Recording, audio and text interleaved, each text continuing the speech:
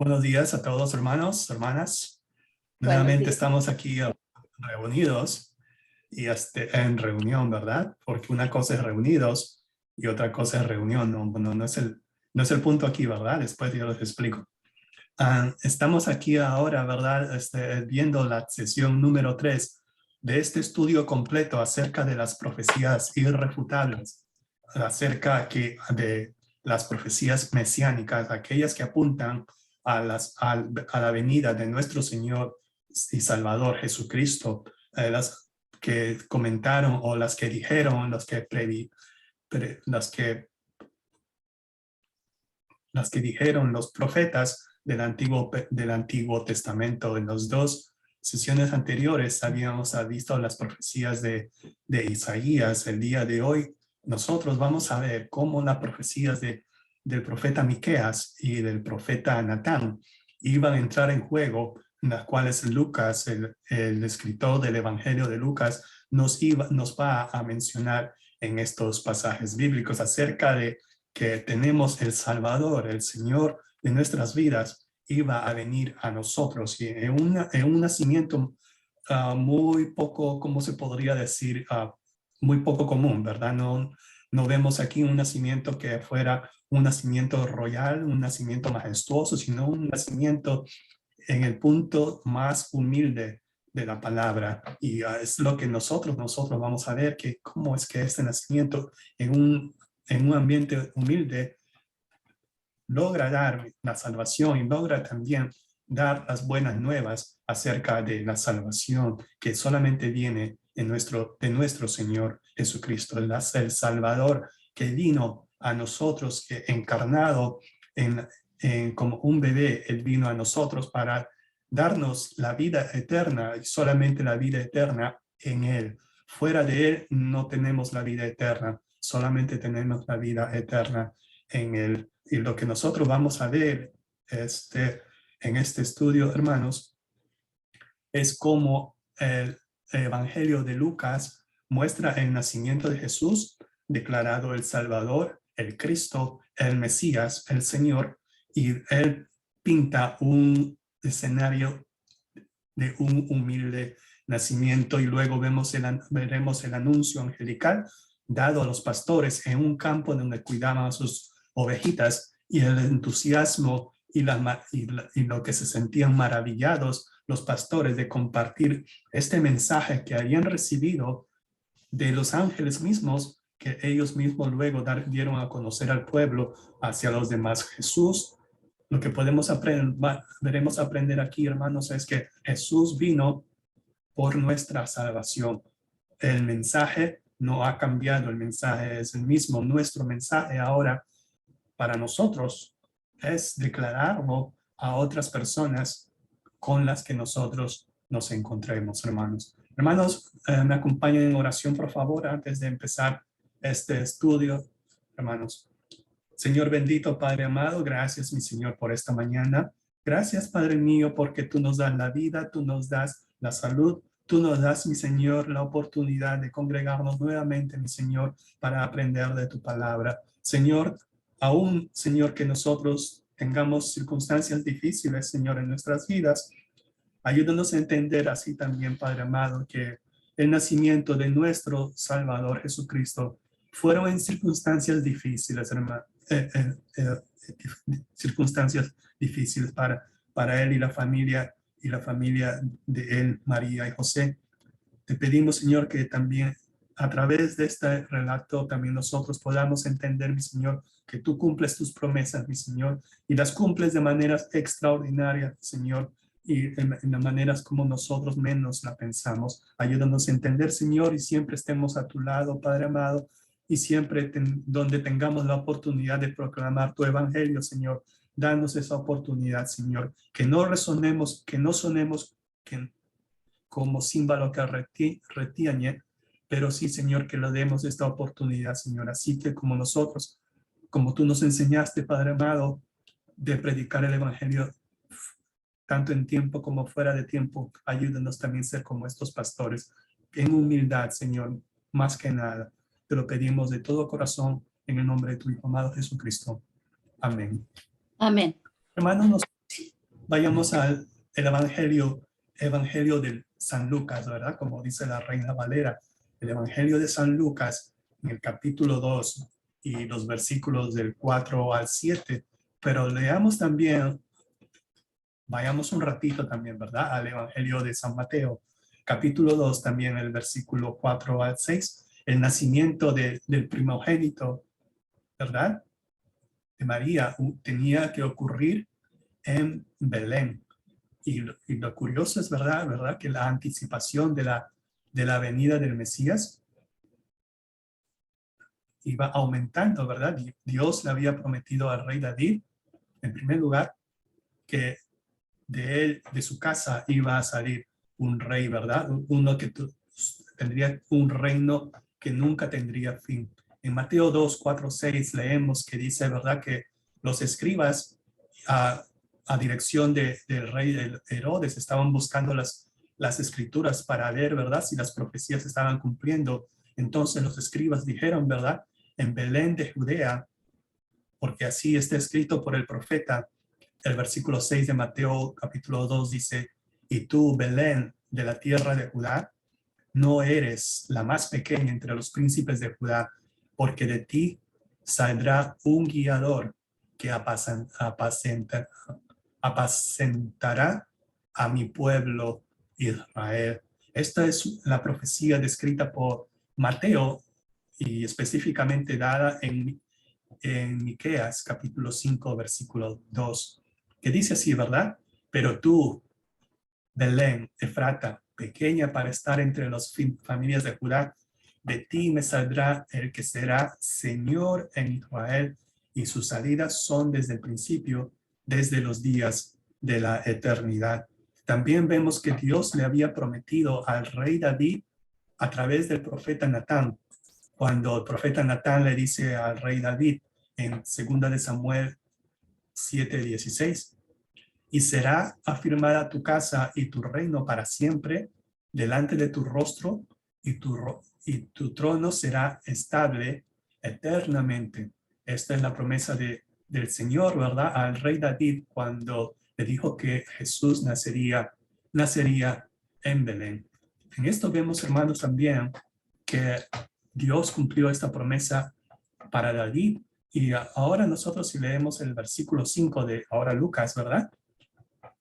Dice que el relato de Lucas cuenta que ellos estaban yendo, ¿verdad? José y María estaban yendo para Belén para ser empadronados. En otras palabras, para que les tomen en cuenta y para que, obviamente, ¿verdad? Para que paguen impuestos. Es la única manera en las cuales se puede entender por qué el Imperio Romano deseaba que los habitantes de las personas que vivían bajo el dominio de ellos fueran empadronados. ¿Para qué? Para que fuera más fácil de que ellos se les pagaran impuesto al emperador. Vemos aquí también que María acompañó a José porque dice desposada con él era, y encima de ello también, ¿verdad? La cual estaba encinta. Luego, al llegar a la pequeña aldea de Belén, encontraron, dice, ¿verdad?, con grandes multitudes, ya que todos los descendientes del rey David tenían que ir allí a la ciudad de Belén para empadronarse. Probablemente tenían solo un corto periodo de tiempo para cumplir con esta orden de Roma, pero como resultado de la aglomeración de personas, no había lugar para ellos, como dice el versículo. El versículo 7 es una situación, podríamos decir, un tanto difícil, ¿verdad? Para ellos, para la familia de Jesús, que van a empadronarse obedeciendo el edicto del emperador de Roma, y luego van a la ciudad y no encuentran un lugar donde hospedarse, donde pasar la noche. Pero es precisamente en esa situación, como dice el versículo 6, que se cumplieron los días de su alumbramiento. Como Lucas era el médico de entre los seguidores de Cristo, él estaba dando una descripción, podríamos decir, una descripción médica de la situación que estaba María, ¿verdad? En otras palabras, a María le llegaron los dolores del parto. Si lo ponemos así de esa manera, ¿verdad? Lo que dice el versículo 6. Pero vemos aquí, ¿verdad? Para un evento que cambió la tierra, que cambió la historia para toda la humanidad, para un evento como este, el nacimiento de nuestro Rey, de nuestro Salvador, se dan muy pocos detalles sobre su nacimiento, sobre los detalles particulares. Si bien es posible que deseemos más detalles, ¿verdad? Lucas aquí se inspiró para decirnos solamente y exactamente lo que necesitamos saber. Aquí vemos que ella dio a luz, como dice el versículo 7, María dio a luz a su primogénito y lo envolvió en pañales. ¿Y qué más? Y lo acostó en un pesebre. ¿Por qué? Porque no había lugar para ellos en el mesón. Miren cómo es la forma de un pesebre, ¿verdad? Bueno, esa es una foto actual, ¿verdad? En un lugar donde se crían vaquitas y toritos actual. Esa es una foto real. Esto es lo que más o menos podría decir que es un pesebre. Es un lugar donde se da de comer a los animales. Se deposita la comida, la paja o lo que deban de comer. Y es ahí donde, de acuerdo a la palabra de Dios, ¿verdad? Es ahí donde también se depositó al niño Jesús, ¿verdad? Después de haberlo puesto en pañales. Después de que nació su hijo, María hizo lo que todas las madres judías hacían en esos tiempos para sus bebés, lo envolvió en pañales. Bueno, no sé si usted ha vivido en esos tiempos, ¿verdad? Pero yo me acuerdo que mi abuelita, ella siempre, ¿verdad? A ella le gustaba cuidar niños, no sé por qué, ¿verdad? Le gustaba los nietos. No sé si ustedes, hermanos, todavía no les toca, ¿verdad? Pero mi abuelita era, como decimos, ¿verdad? Era nietera. Le gustaban los nietos, pero yo veía desde muchacho como ella, a mis primos, mis primas, como ella les envolvía en pañales y hasta le ponía un lienzo especial a la altura del ombligo y le apretaba más o menos suficientemente fuerte para que, según ella, ¿verdad? Para que el ombliguito no se saliera fuera del lugar y que la herida o la cicatriz del ombligo sanara más fácil, más rápidamente. Y eso es así, ¿verdad? En esos tiempos antiguos era algo natural, ¿verdad? Que el niño sea envuelto en pañales, pero lo que no era natural, lo que era fuera de serie, lo que era trascendente, es que este niño fuera puesto en un pesebre. Después de envolverlo de esta manera, dice que lo acostó en un pesebre, o sea, más o menos ver que es algo, una situación de lo más humilde que se pueda ver. Y esta es una pregunta para nosotros también, hermanos. ¿Cómo podría ayudarnos el relato del nacimiento, como lo relata Lucas aquí, ¿verdad? A comprender mejor su ministerio y su obra. Y esto es lo que dice también en la guía de estudio, hermanos, página 32. Dice, ¿verdad? En el nacimiento de Jesús, déjenme poner un poquito más grande. Dice, ¿verdad? En la página 32, en el nacimiento de Jesús vemos la humildad de un siervo. Y esto, hermanos, son palabras que a veces no nos cae bien, ¿verdad? Porque siervo, el que sirve, pero esta palabra siervo en griego era doulos. Y doulos significa esclavo.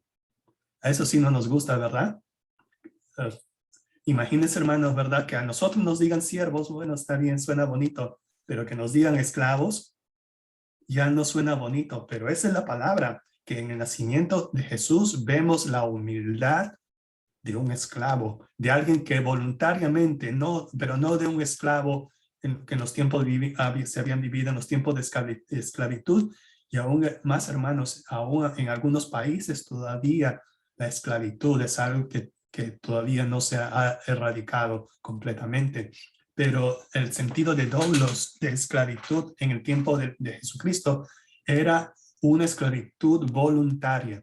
Y es por una esclavitud voluntaria es para mostrar un acto de humildad. Regresando aquí, hermanos, también al estudio, ¿verdad? Ahora aquí, a lo que dice la guía, al nacer Jesús, fue puesto en un pesebre hecho de madera, mostrando así, ¿verdad? La humildad, la manera como vino Jesús en una manera humilde. Pero ahora también, hermanos, pero si Jesús hubiera venido de una manera grandiosa, naciendo en un palacio con anuncios de su nacimiento por todos lados, ¿verdad? Billboards por aquí, billboards por allá, ¿verdad? Mensajes en el Facebook, hey, van a nacer el niño por aquí, ¿verdad? Vengan a ver el gran acontecimiento. Aún así, hermanos, si todo esto hubiera sido algo majestuoso y la gloria del cielo para llegar a ser como uno de nosotros, aún así, hermanos, Jesús atravesó, ¿verdad? Fue algo todavía aún humilde, porque Dios se hizo hombre. Eso es un acto de humildad suficiente para que Jesucristo muestre su humildad, y una humildad, como dice, ¿verdad? En Filipenses 2, capítulo 2, ¿verdad? Del versículo 5 al 8. Esta humildad que Jesús mostró, ¿verdad? Una humildad para enfrentar la muerte y muerte de cruz. Jesús atravesó un conjunto de circunstancias increíblemente humildes. Pero este humilde nacimiento de Jesús en Belén fue para cumplir la promesa de Dios a David. Y ahora, hermano, nosotros veremos cómo en los siguientes versículos del 8 al 13, cómo es que los ángeles proclamaron las buenas nuevas de que había nacido el Salvador.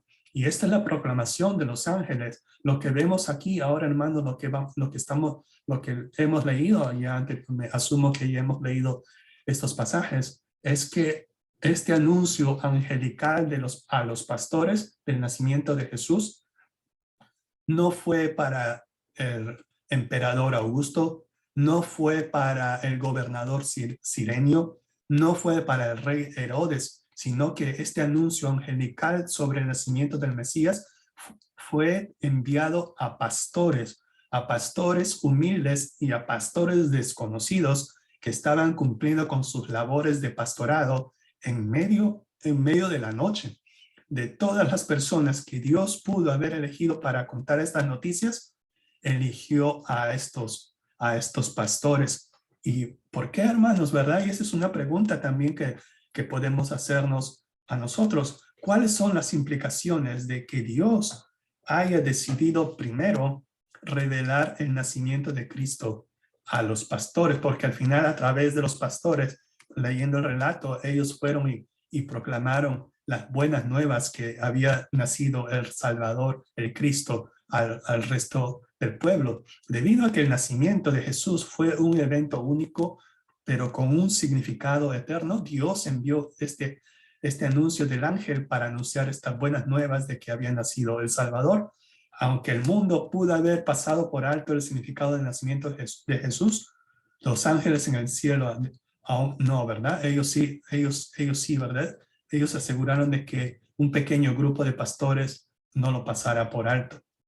Los pastores, esta es una explicación, ¿verdad? De cuáles son las implicaciones. Los pastores en ese tiempo, ¿verdad? Eran socialmente menospreciados en los días de Jesús. Y yo me imagino también, hermanos, en el día de hoy también, ¿verdad? A veces consideramos las personas que trabajan en el campo, las personas que trabajan en actividades que son muy fuertes o de poca trascendencia, hasta inclusive los consideramos como ciudadanos de segunda clase. Eso también lo vemos ahora también, hermanos, ¿verdad? Este trabajo también de pastorar, de cuidar ovejas para los pastores, también los convertía en ceremonialmente inmundos. A ellos no se les permitía peregrinar al templo para ir a orar en el templo. Y también por poco, y si eso fuera poco, a los pastores se les daba una fama de no ser dignos de confianza. Pero aún así, hermanos, Dios primero envió el evangelio a los humildes pastores. Y déjeme decir, hermanos, también, ¿verdad? No confundamos la humildad, que es el reflejo de nuestro carácter, con la pobreza, que esa es una situación externa, independientemente de nuestro carácter. Podemos ser humildes y ser pobres, como también podemos ser humildes y tener también posesiones. Del mismo modo, hermanos, podemos ser orgullosos con nuestras propias posesiones, diciendo yo me lo he ganado, todo esto es mío, y ser muy orgullosos. Y también, hermanos, hermanas, podemos ser también orgullosos y a la vez pobres. Aquella persona que se rehúsa a aceptar ayuda de los demás, tiene un falso orgullo, ¿verdad? Tiene un orgullo, está diciendo, ¿cómo yo voy a aceptar ayuda de alguien? No, yo sí todavía puedo valerme, aunque no tengo dónde caerme muerto, como se dice, ¿verdad? Pero tampoco voy a aceptar ayuda. Ese también es una actitud muy, muy triste, hermanos. Como le digo, ¿verdad? La humildad y la pobreza no son cosas que realmente tienen una relación alguna. La humildad y el orgullo son actitudes de nuestro carácter, de nuestro corazón, mientras que la pobreza o lo que tengamos solamente son circunstancias externas, ¿sí? ¿Lo entendemos? Es por eso que Dios primero envió el evangelio a los humildes, no necesariamente a los pobres, sino envió el evangelio a los humildes. A lo largo del Antiguo Testamento vemos que cómo Dios usó a los pastores como símbolos de aquellos que se preocupaban por su pueblo. Como dice, ¿verdad? El Salmos 23:1, Jehová es mi pastor, nada me faltará, como dice el Salmos 23:1. Ahora también, ¿verdad? En consecuencia, ahora en el Nuevo Testamento, estos pastores representan a todas las personas de origen y reputación humildes que reciben el evangelio por la gracia de Dios y lo proclaman con gozo a los demás. Entonces, al ver el versículo 9, ¿verdad? Dice, y aquí se les presentó un ángel a estos pastores y la gloria del Señor los rodeó, ¿verdad? Y tuvieron gran temor. Estas sorpresas que habían recibido los pastores, la primera fue cuando el ángel de Dios se acercó y se paró cerca de donde estaban descansando y la luz brillante, ¿verdad? La gloria del Señor reveló su presencia. En primer lugar, el anuncio de los ángeles fue aterrador, fue de gran temor. ¿Por qué aterrador? Porque dice que tuvieron temor. No, tuvieron que tuvieron gran temor. Seguramente podemos entender que cualquiera que tendría miedo si un ángel, ¿verdad?, se apareciera de repente. Pero las primeras palabras del ángel a los pastores aterrorizados, ¿qué fueron? Pero el ángel les dijo, no teman, no temáis. Luego les entregó su mensaje. Esto anuncio luego de ser de gran temor, ahora se convierte en un anuncio reconfortante. Los pastores recibirían un consuelo aún mayor al escuchar que dice buenas nuevas que causarán alegría a todo el pueblo, dice el anuncio, ¿verdad? Como dice el versículo 10. He aquí, dice el ángel, os doy nuevas de gran gozo, y no solamente de simple gozo, de gran gozo, que será para todo el pueblo. Esta noticia, esta buena noticia, diríamos, ¿verdad? Es para todo el pueblo. Era que ese mismo día, ¿qué día, hermanos? ¿Qué dice? El versículo 11 dice, hoy, no es mañana, no es pasado mañana, no es de aquí a 400 años, como era el mensaje de los profetas. No, dice, ¿verdad? El ángel dice, hoy, en la ciudad de David, ha nacido un Salvador, el Mesías, el Cristo, el Señor.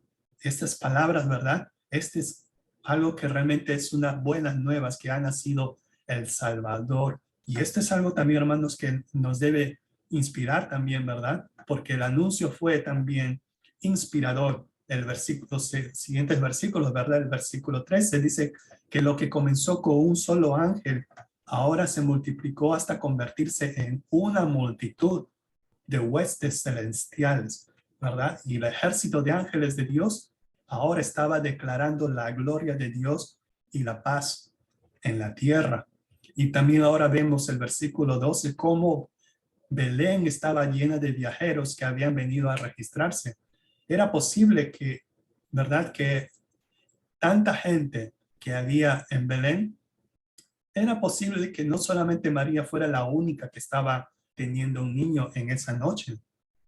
Sí, ¿verdad? Podemos asumir eso, que no sería la única, ¿verdad?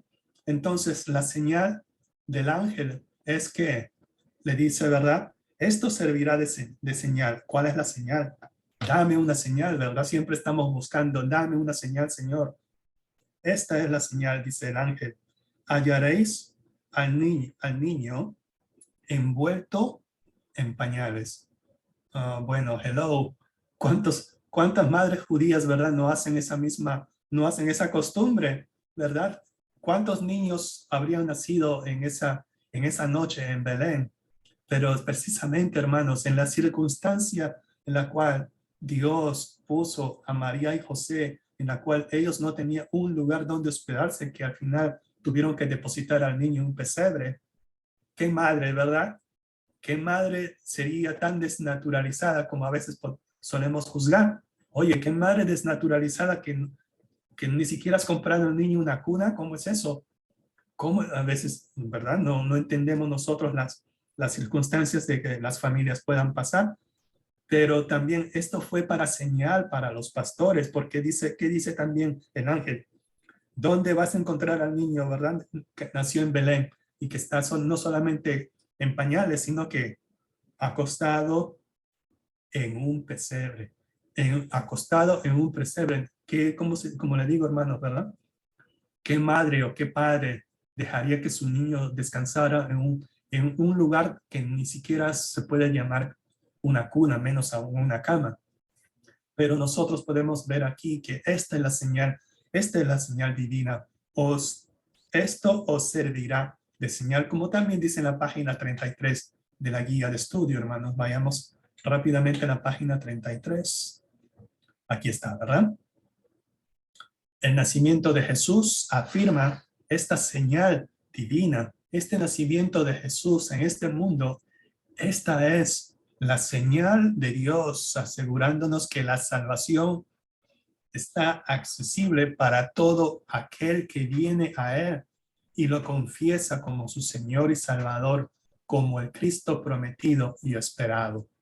Yo añadiría, hermanos, ¿verdad? Como una opinión personal, todo aquel que viene a Él, tenemos que venir a Él humillados de corazón, con un corazón humilde, hermanos, porque Dios resiste a los soberbios.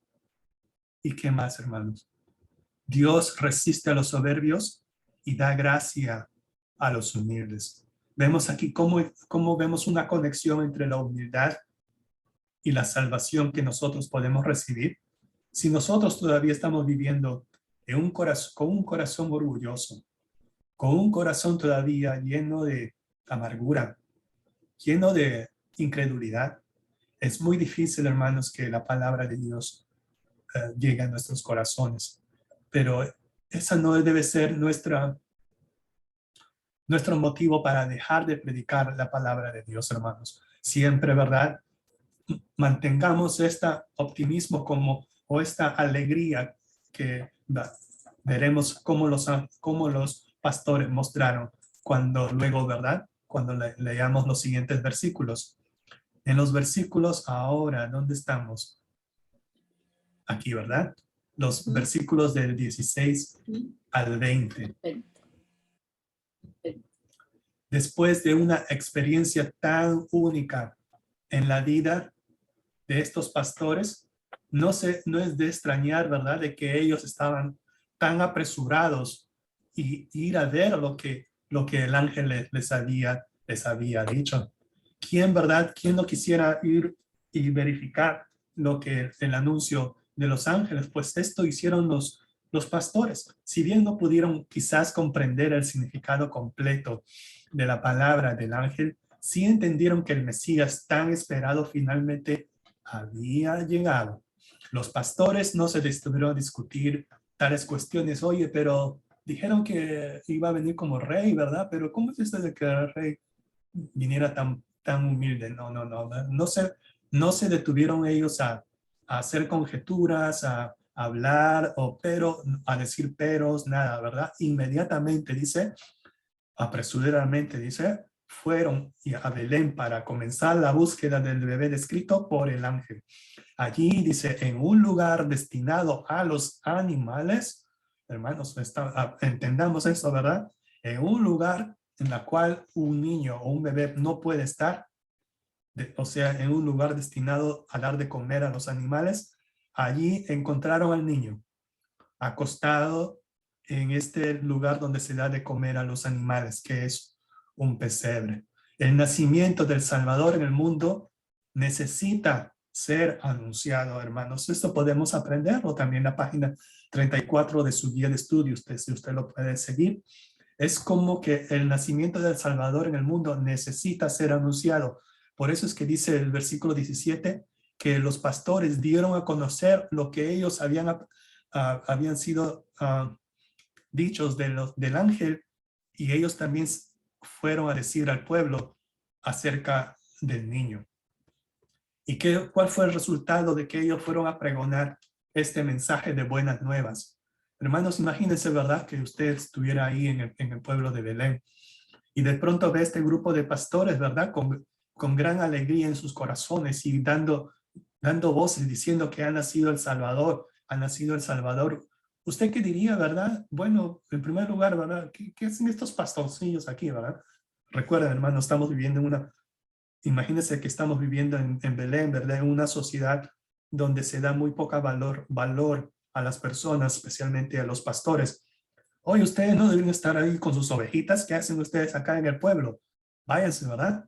No, pero dice que no fue así, ¿verdad? Que vieron estos, y los que oyeron, ¿verdad? Los pobladores o los visitantes de Belén se maravillaron de lo que los pastores les decían. Se imaginan, ¿verdad? Ahora usted, ¿verdad? Póngase en la situación de María y José. Ellos están en un lugar donde están los animalitos ahí, donde depositan a los animales, y de pronto reciban la visita de tanta gente, ¿verdad? Y ustedes que traen, ¿verdad? Que tanta bola de gente, ¿verdad? Como dicen en México. ¿Qué traen que vienen aquí, ¿verdad? Y es los ángeles también, perdón, y los pastores quizás le habrán explicado a María y a José qué es lo que estaba sucediendo. Es por eso que María guardaba todas estas cosas, dice el apóstol Lucas, dice meditándolas en su corazón. Ella guardaba, ella dice, la atesoraba en su corazón, y dice meditaba todas estas cosas que estaba viviendo. En otras palabras, ella también estaba maravillada, así como los pastores estuvieron maravillados, ¿verdad? No se imagina, yo no me imagino, ¿verdad? Si usted es madre, ¿verdad? Usted se puede imaginar la emoción que debería sentir, ¿verdad?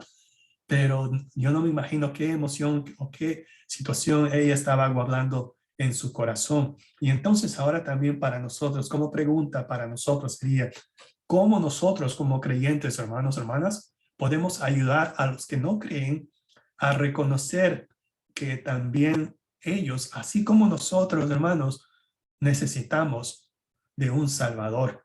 Después de que los pastores vieron por sí mismos y confirmaron el mensaje del ángel, ¿qué dice, verdad? Regresaron a sus ovejas, ¿no? Eso es lo que dice el versículo 20. Y volvieron los pastores, o sea, regresaron a sus ovejas. ¿Se imaginan, hermanos, que nosotros hayamos recibido un culto de adoración, que hayamos ido a la casa del Señor a adorarle y a recibir la palabra de vida de nuestros predicadores, y de pronto salgamos del recinto y qué digamos nosotros, ¿verdad? Bueno, ya salimos, ¿qué hay de comer? ¿A qué restaurante nos vamos? O simplemente nos vamos a nuestras casas. Y quizás hasta ahora todavía con las pilas descargadas, ¿verdad? Pero vemos aquí, dice que los pastores regresaron, pero ¿con qué corazón, hermanos, regresaron los pastores? Luego de ver al Señor, luego de ver al Señor, al Rey de Reyes y Señor de Señores, todavía en un pesebre, dice, glorificando y alabando a Dios, hermanos. ¿Qué podemos aprender también de los pastores aquí, hermanos? Tenemos que también tener esa actitud, hermanos, de humildad. No olvidemos, hermanos, que no hemos merecido nada para ganar regalo tan grande que es la vida eterna. Nosotros al salir de cualquier lugar, hermanos, siempre salgamos alabando a Dios, dándole las gracias y glorificándole por las cosas que Él ha hecho por nosotros. ¿No sería difícil relacionar el nacimiento de este bebé con la declaración de los ángeles que dice, gloria a Dios en las alturas y en la tierra paz, buena voluntad para, ¿con quién? Con los hombres. Esto es lo que dijeron los ángeles en el versículo 14. Este niño Jesús nos traería lo que nosotros nunca podríamos darnos a nosotros mismos. Nos daría su paz. Esa paz que sobrepasa todo entendimiento, como dice Filipenses 4:7. Y la paz de Dios, que sobrepasa todo entendimiento, guardará vuestros corazones y vuestros pensamientos en Cristo Jesús. Esta paz solamente la podemos encontrar en Cristo Jesús. Romanos también nos dice algo similar. Romanos 5:1, justificados pues. Ahora tenemos la justificación en Cristo Jesús por la fe. Ahora por la fe, hermanos, ¿qué tenemos? Tenemos paz para con Dios por medio de nuestro Señor Jesucristo. Esta paz con Dios, la gente no conocía todo el detalle de esta paz, pero años más tarde, esta paz vendría a través de la vida, la muerte y resurrección de Jesucristo. Allí es donde radica esa paz, hermanos. Ahora, ¿qué podemos decir, hermanos, acerca de la festividad de la Navidad que ya se nos avecina, hermanos? ¿Qué podemos decir? No sé si puede ver esta foto. Esta foto la tomé de una revista, bueno, de una página web consumerista, ¿verdad? Que de 10 cosas que usted puede regalar en Navidad. Y vemos aquí la señora, ¿verdad? La señorita, bueno, no se sabe, que está en una situación estresante, ¿verdad? ¿Para cuántos de nosotros la Navidad implica estrés? Implica doble trabajo, implica que hay que preocuparse por los tamales. ¿Dónde vamos a comprar los tamales? Si va a ser de pollo, si va a ser de puerco, ¿verdad? Y estamos ahí en ese tiempo de situación. Esa no es lo que significa la Navidad, hermanos, hermanas, que tener una actitud de esa manera. Recordemos, y eso no me vaya usted a ¿cómo se dice? Malinterpretar. Malinterpretar, gracias, hermano. Jesús no vino para darnos la Navidad. ¿Qué cosa? Sí, hermanos. Jesús no vino al mundo. Sí, hermano, ¿iba a decir algo? Perdón, dígame. Es para darnos la paz, Roberto. Es para darnos la paz. Amén. Así es, hermano. Jesús no vino para darnos la Navidad.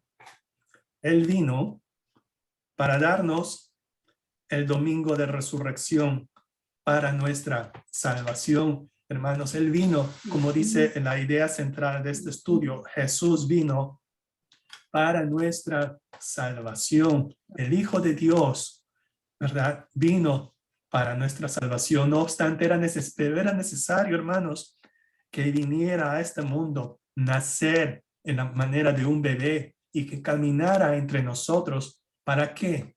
Para que muriera por nosotros y resucitara por nosotros. Vino a darnos este domingo de resurrección y la victoria sobre la muerte y sobre el pecado a todo aquel que cree en él, hermanos. ¿Preguntas, comentarios? ¿Algo que usted quisiera decir? Déjeme apagar el modo de grabación.